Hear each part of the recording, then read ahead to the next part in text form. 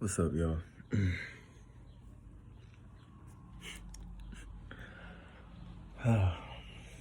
So, there's an update with the situation with the lady I was speaking on in a previous video. So,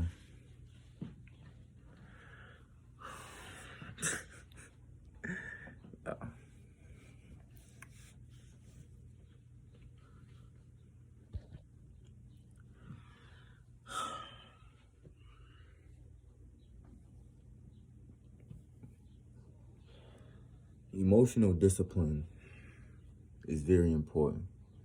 But what people fail to realize is the way to achieve emotional discipline is to gain knowledge and information and a level of intelligence in order to process your emotions properly, in order to know how to handle them when certain situations bring certain energy. Now,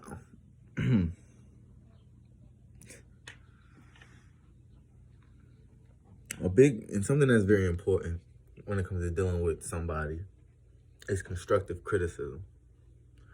Not everything that your partner or in general people tell you is necessarily an attack or intends to attack you in any shape, form, or fashion. Are tongues mightier than a sword? Yes. But in reality, my words are not doing any damage if I don't intend to use them to damage. At that point, it becomes the perception of the individual receiving the information and how their brain is digesting the messages or the information that's given to you. You understand? So, being able to talk about the things you don't like, things you don't agree with, being able to having the freedom to express what you perceive coming from another person or how you feel towards that person. There needs to be a space for this. There needs to be room for opinions and individual truths and perceptions. There must be room for these kind of things. I mean, for this sort of relationship to flourish. Now, I'm in a small dilemma with her father, her brother, and her right now. And it's it's very correlating energy between the three. And what it is simply it's a lack of information or intelligence in order to be emotionally disciplined.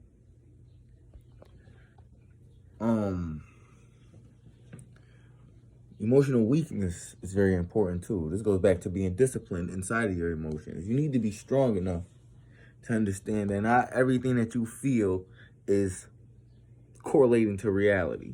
Sometimes the way that you feel is strictly off of how you are digesting information. I say all this to say,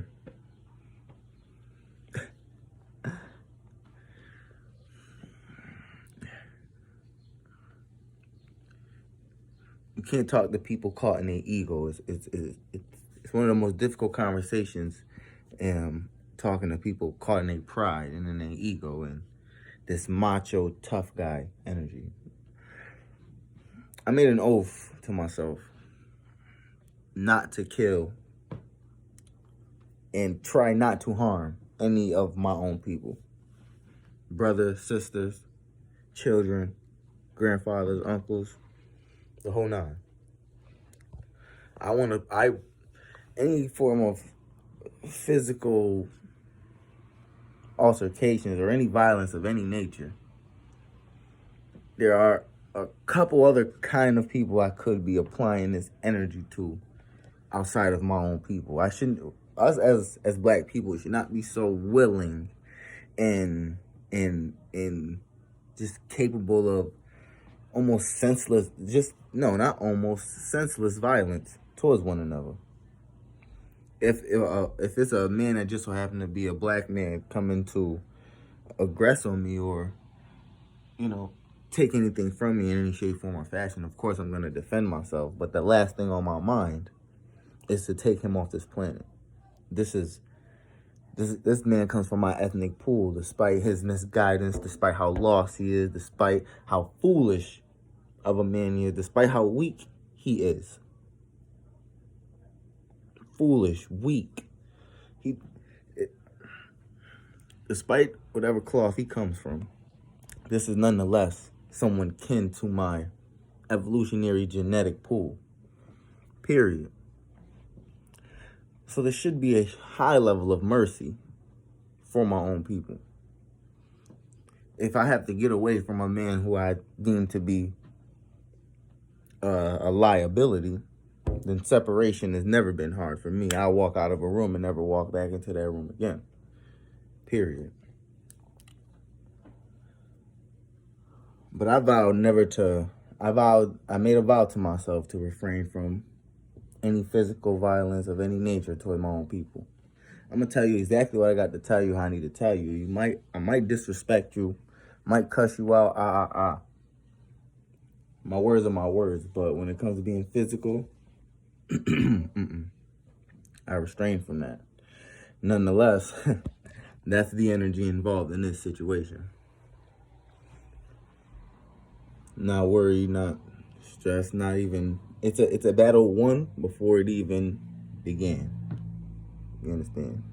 He has no the brother of the woman in question has no principality. He don't stand on no strong foundation. The same people he's advocating for, he's not protecting these people at all. He's just advocating. He's a relative, so he feels, but he has no genuity towards his own family. He has no genuine consideration. He doesn't support this family. He doesn't live in this home. He doesn't know anything about what these people do in their life. But it's a chain of events that led to this. I gave a piece of my mind to the father of the lady in question.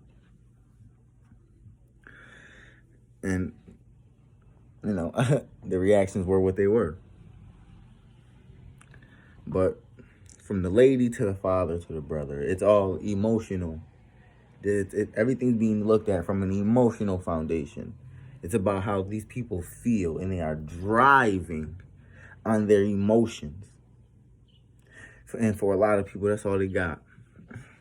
And that's sad. It's pitiful. It's a goddamn shame. All this knowledge of self. The least as a black person you can do is have knowledge of yourself. Enough knowledge to love your fellow people, to love your brothers and sisters, to be understanding, to be open to your people. A lot of the black diaspora in New York lacks knowledge of self, and I don't understand this. This is one of the biggest strongholds of black unity, of black power, of us unifying amongst each other, of knowledge, of the history of rap. There's a lot of knowledge of self in the early stages of hip hop culture. So I don't understand how our enemy neutralized us to such a degree to where a lot of us do not even second guess violence towards our own people. But when it comes to them white boys, niggas don't apply the same pressure at all. When it comes to the Asian, the Hispanic, people that have that, not people in general, but when it seems to when problems and issues come out of other races towards black people, we don't have the same energy that we have towards each other. We have a level of over-aggression, we savage towards each other. But why not apply that energy to other people, to the people that it really matters to? Not talking about race in particular, no race in particular, but politicians, these motherfucking managers, cops out here trying muscle. Let me make something clear. Black man, white man, Asian man, Hispanic man, red man, extraterrestrial, no man on this planet or outside of this planet treads on me. Cops don't tread on me. I stand my ground. No man treads on me. But when it comes to physical violence and things of that nature, the last person I have any energy for that for is my own people, as it should be. I'm working through it. It'll work itself through. Honestly, again, these are emotionally weak people, emotional foundations that are easily crumbled. People that feel one way and will feel another way about something tomorrow, and then that'll just be it. The kind of situation that you just let ride out and just let the universe work with them, and they'll do what they need to do. Nonetheless, I ain't never been nobody to play with. Motherfuckers know what it is and what it ain't. And I am... everything is war, so I'm always war ready. I'm a strategist, so this is kind of my lane. This is kind of... I thrive in war times. So... but peace and love, of course. Y'all be good. Hopefully you get something good out of this. Like, subscribe, share. I gotta get in the habit of saying that. I don't say that. Maybe other people can relate to what I've said. I'm sure there are people that can relate to what I'm talking about. Appreciate you.